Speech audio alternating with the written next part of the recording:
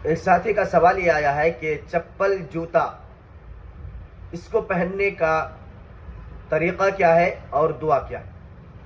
तो देखिए, जैसा कि मैंने पहले वीडियो के अंदर भी बताया है कि चप्पल पहनना, जूता पहनना, इसका सुन्नत तरीक़ा क्या है। आम तौर से लोग इसकी तरफ तवज्जो बहुत कम देते हैं।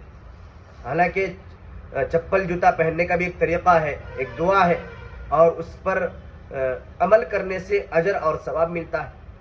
तो चप्पल जूता इसे पहनने का सुन्नत तरीक़ा ये है कि आप दाएं पाँव को पहले रखें और दाएं पाँव को पहले रख करके पहले उसमें जूता या चप्पल पहने, ये सुन्नत तरीक़ा है। और जब पहनने लगे तो उस वक्त बिस्मिल्लाह पढ़ लें। हदीस पाक के अंदर जूता और चप्पल पहनने के लिए अलग से कोई दुआ मनक़ूल नहीं है, बल्कि बिस्मिल्लाह पढ़ करके आप चप्पल और जूता पहन लें, यही काफ़ी है।